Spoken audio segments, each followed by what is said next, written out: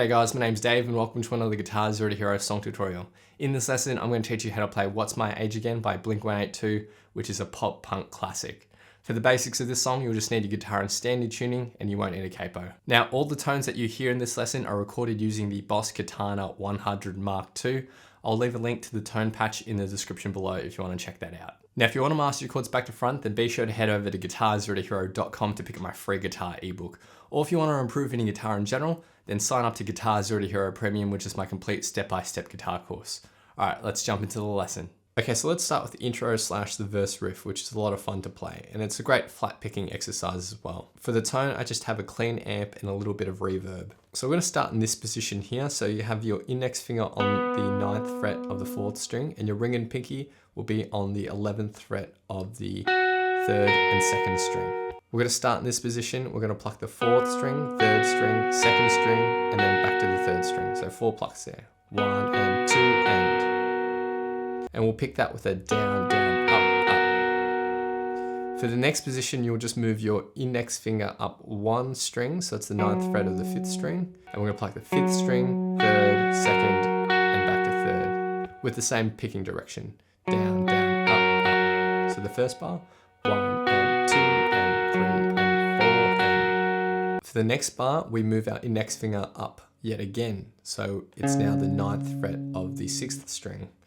And we're plucking in the same direction, but this time starting with the 6th string. So 1 and 2 and then for the final position, we'll take our free middle finger and put it on the 11th fret of the 6th string. And we'll pluck the same strings. So you're essentially planting your ring and pinky finger here at the 11th frets the whole time. The only thing that will change is that starting note for each little section. And all together.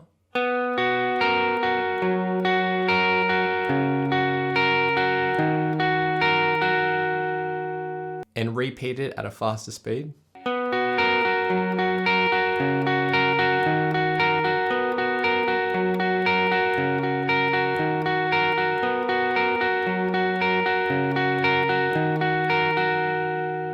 Okay, the next part to learn is just the first pre-chorus. We're going to start off the same way as the main riff, so the first bar is identical. But then for the next bar, when we take our index finger to the 9th fret of the 6th string, we're going to play this for 2 picking patterns. So 1 and 2 and 3 and 4 and then we'll shift back to our first position and play this for 2 picking patterns. And that's the first pre-chorus, which sounds like this.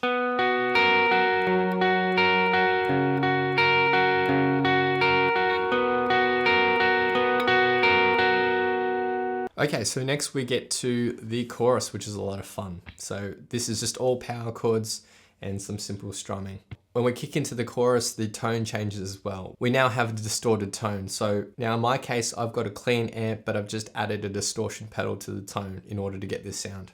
So we're going to start with an F sharp power chord. So index finger on the 2nd fret of the 6th string, ring and pinky on the 4th frets of the 5th and 4th strings. Now when you play your power chord, you also want to ensure that the strings that aren't being fretted are muted.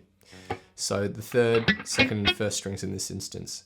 And you can mute them by lightly resting your index finger across those strings as you're fretting the 6th string. Rest that index finger across all the other strings. That way when you go crazy and you just strum all the strings, only that chord will ring out. So we'll hit that F sharp 5. And then we'll start moving to our next chord, which is a C sharp 5. And that's the same shape, just up 2 frets and down 1 string. Now, one way to mute the 6th string here for this C sharp 5 is to lightly touch it with your index finger as you're fretting down that 4th string.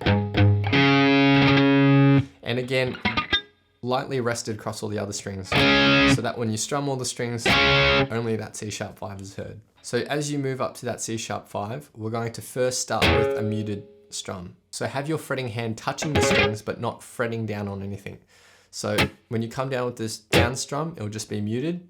And then with the next up down, fret your chord and then continue with the up down. So mute up down. And together with the first chord. And then for our next section, we'll shift this power chord up to a D sharp 5. So it's the exact same shape, just up 2 frets. And our strumming chunk here for this chord will be the same. So mute, up, down. And for the final chord, we'll shift this exact shape down to a B5 power chord. So it's down at 2nd and 4th. And we're starting with the muted strum, and the rest of the bar is just strummed at 8th notes. So mute, up, down. Put that all together in the first line of tab.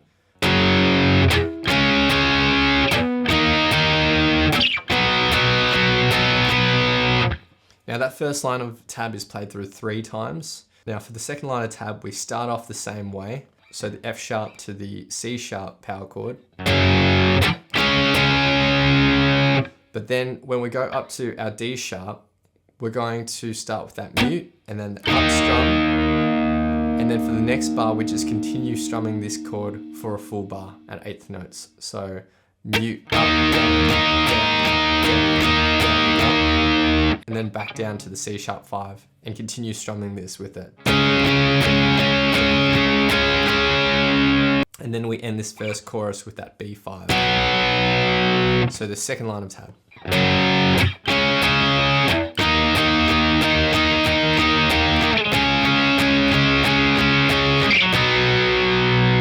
And the first chorus in total.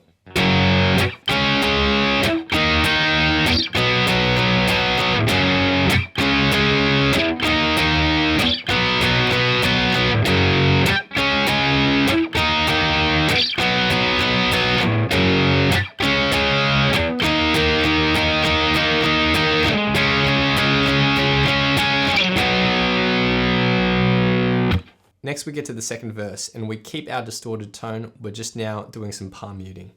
So for the first line of tab here, we're going to start with our B5 and we're going to strum this 4 times, but we're going to implement palm muting as well. So to palm mute, take the fleshy bit of your palm, rest it lightly on the edge of the bridge. Too far in and nothing will ring out, so it needs to be just lightly on the edge of the bridge there. Now we're going to just focus on the top 2 strings of this chord. And we're going to do that 4 times. So 1, 2, and then we go down to our F sharp 5 and do the same. 4. Then we go up to our C sharp 5, palm mute that 4 times. And then go up to our D sharp 5 and palm mute that 4 times. And all together. 1, 2, 3, 4. So that line of tab is repeated through 3 times. For the second line of tab, we start off the same way. So B5. And then F sharp 5, strummed 4 times with the palm mute. For our second bar, we go up to that C sharp 5 and we're going to palm mute this for a full bar now. And then down to a B for a full bar. And that's it for the second verse, which sounds like this.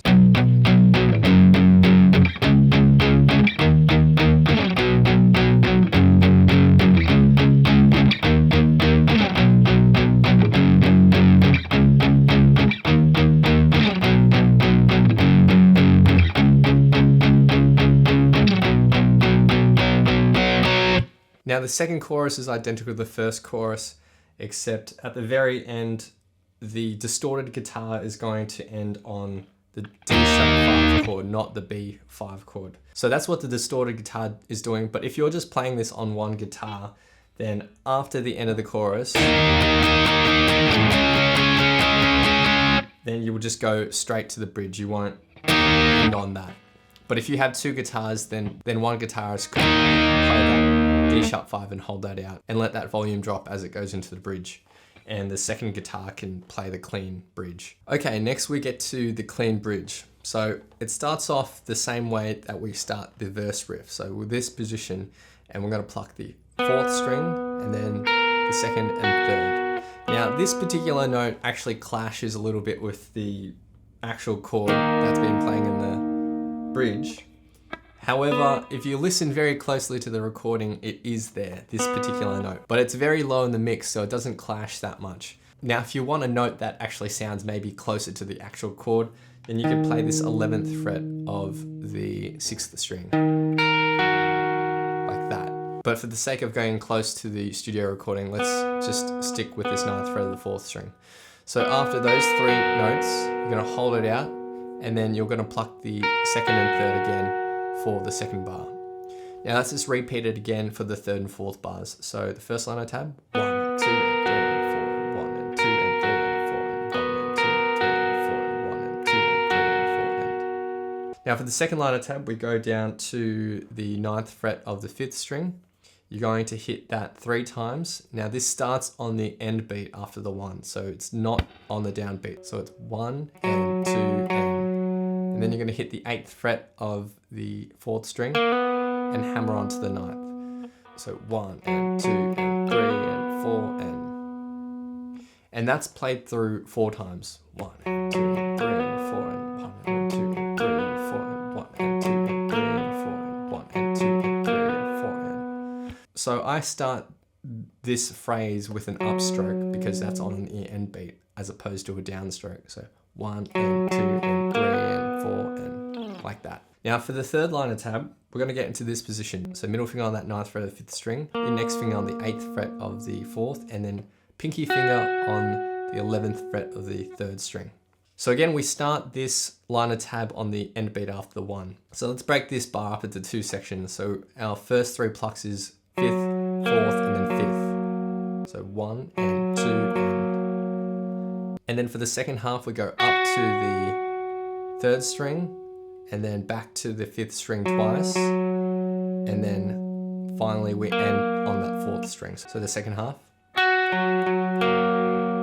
and the first bar, 1 and 2 and 3 and 4 and. Now for the next bar, it's almost identical, except on the 1 beat, we do now include an extra note, which is that 9th fret of the 5th string. So the first half, 1 and 2 and in the second half, 3 and 4 and. Now every time I'm hitting the 5th string, I'm doing a downstroke, and anytime I'm hitting the 4th and 3rd string, I'm doing an upstroke. So for the 3rd and 4th bar, it's identical to that second bar. So in total for the 3rd line of tab, 1 and 2 and 3 and 4 and 2 and 3 and 4 and 1 and 2 and 3 and 4 and 1 and 2 and 3 and 4 and. And the 4th line of tab is simply just that bar repeated again through 4 times. So that's it for the soft bridge, which sounds like this.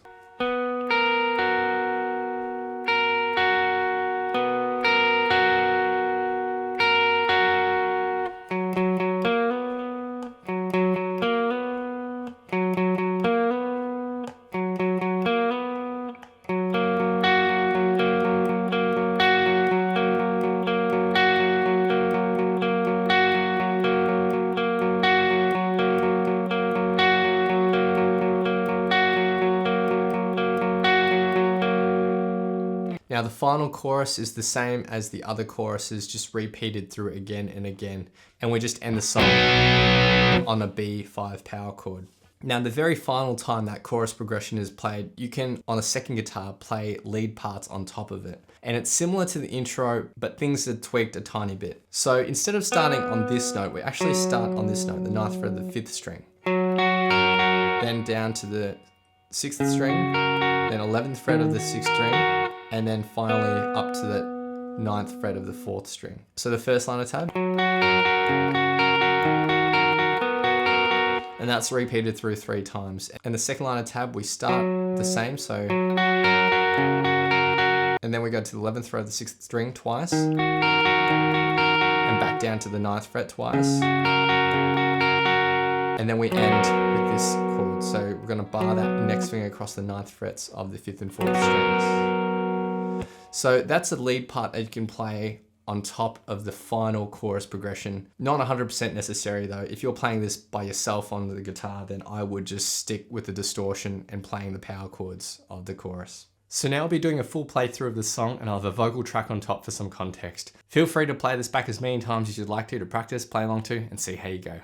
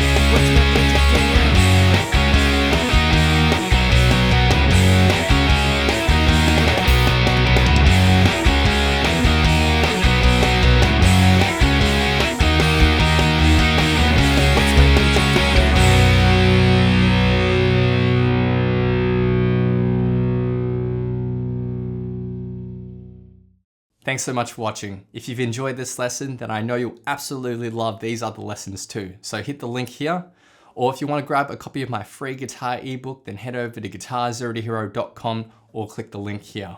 Thanks so much, and I'll see you guys next time on Guitar Zero to Hero. Cheers.